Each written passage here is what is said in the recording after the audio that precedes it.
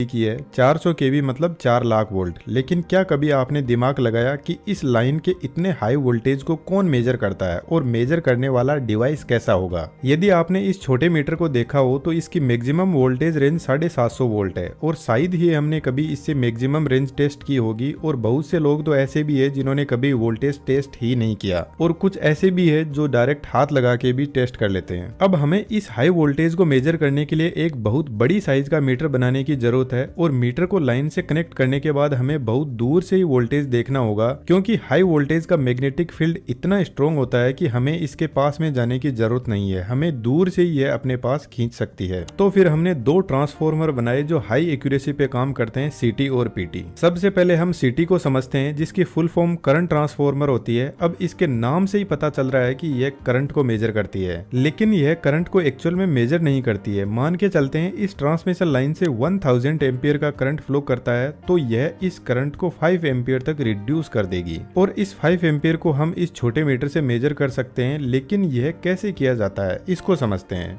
यदि इस सीटी को ओपन करके देखें तो इसमें जो ट्रांसमिशन लाइन का जो वायर आ रहा है वह सीधा ही बाहर निकल जाता है, कहीं पे टच नहीं करता है। लेकिन इस वायर के चारों तरफ हम एक वाइंडिंग सेट करते हैं जिसको सेकेंडरी वाइंडिंग बोलते हैं और सेकेंडरी वाइंडिंग के हम दो टर्मिनल निकाल लेते हैं जिन पर हम करंट मेजर करेंगे। यहाँ पर यदि आप ध्यान से देखोगे तो प्राइमरी वाइंडिंग का काम यह मेन वायर ही करता है। अब यह वायर अपने आसपास में एक मैग्नेटिक फील्ड जनरेट करता है और यही मैग्नेटिक फील्ड सेकेंडरी वाइंडिंग तक पहुंचता है और सेकेंडरी वाइंडिंग में भी करंट फ्लो होने लगता है। लेकिन सेकेंडरी वाइंडिंग में बहुत सारे टर्न्स होते हैं जो करंट को 5 एम्पियर तक रिड्यूस कर देते हैं। लेकिन हम वोल्टेज को कैसे भूल सकते हैं? यदि करंट कम होता है तो वोल्टेज बढ़ जाता है। अब कितना वोल्टेज बढ़ता है वह आप खुद ही देख लो। एक छोटी सी इक्वेशन है जो आप देख पा रहे हो। अब यह इक्वेशन कैसे बनी इसके लिए आपको इंजीनियरिंग करनी होगी, लेकिन इसको हम सिंपल वर्ड्स में समझते हैं जो बहुत ही गजब की इक्वेशन है। यहाँ n मतलब नंबर ऑफ टर्न्स है। अब n1 मतलब प्राइमरी वाइंडिंग और n2 मतलब सेकेंडरी वाइंडिंग के टर्न।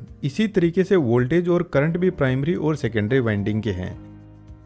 सबसे पहले हम करंट फाइंड आउट करते हैं। मानकर चलते हैं सेकेंडरी वाइंडिंग के टर्न्स 200 है और प्राइमरी वाइंडिंग में तो एक ही टर्न है, तो यह टर्न सीटी की मैन्युफैक्चरिंग के टाइम पर ही फिक्स कर देते हैं।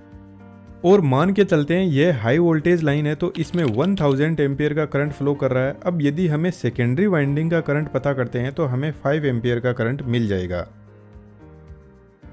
लेकिन अब वोल्टेज का भी पता करते हैं। प्राइमरी और सेकेंडरी वाइंडिंग में टर्न तो फिक्स है और मान के चलते हैं यह 400 केवी की लाइन है तो प्राइमरी वाइंडिंग का वोल्टेज 400 किलोवोल्ट हो जाएगा और सेकेंडरी वाइंडिंग का अब वोल्टेज हम निकालते हैं तो हमें मिलता है 8 करोड़ वोल्टेज, जो हमारी पूरी तरीके से बैंड बजाने के लिए सफिशिएंट है। तो करंट ट्रांसफॉर्मर की यह एक सबसे बड़ी प्रॉब्लम है। तो इसे सोल्व करने के लिए हम क्या करते हैं, इसकी जो सेकेंडरी वाइंडिंग के जो दो टर्मिनल है इसके ऊपर हम एक एमीटर लगाते हैं जो करंट को मेजर करता है। अब हम वोल्टेज निकालते हैं। 5 एम्पियर का करंट इस मीटर से फ्लो करेगा और इस मीटर का कुछ ना कुछ रेजिस्टेंस भी होगा। मान लेते हैं 1 ओम का रेजिस्टेंस है। अब ओम का नियम कहता है voltage is equal to current into resistance होता है। वोल्टेज हमें निकालना है, करंट 5 एम्पियर है, रेजिस्टेंस 1 ओम है तो वोल्टेज हमें मिल जाएगा 5 वोल्ट।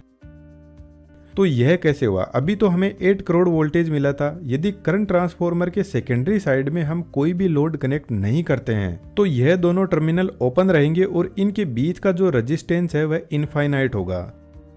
तो यहाँ पर हाई वोल्टेज अपीयर होगा। लेकिन जैसे ही हम लोड कनेक्ट कर देते हैं तो एमीटर हमारा एक लोड की तरह काम कर रहा है, तो फिर यहाँ पर करंट भी फ्लो करने लग जाएगा और रेजिस्टेंस भी मिल जाएगा और हमारा वोल्टेज लिमिट में आ जाएगा।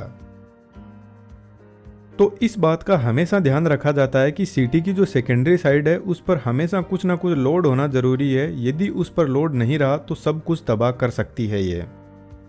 अब सीटी में जो वाइंडिंग होती है उसको प्रॉपर इंसुलेशन और कूलिंग प्रोवाइड करवाने के लिए यहाँ पर ऊपर की तरफ ऑयल भरा रहता है। कौन सा ऑयल भरा रहता है यहाँ पे कमेंट बॉक्स में जरूर से लिखना, मैंने पहले भी कई बार बताया है। अब हमें यहाँ मीटर में 5 एम्पियर का करंट दिखाई दे रहा है तो हाई वोल्टेज साइड में कितना करंट फ्लो कर रहा है इसी फॉर्मूले की हेल्प से हम पता कर लेते हैं। अब तीनों फेज के लिए अलग अलग 3 सीटी लगे रहते हैं और वह इसलिए क्योंकि जब भी 3 फेज अनबैलेंस हो तो हमें तीनों फेज के करंट की अलग अलग इंफॉर्मेशन पता लग सके।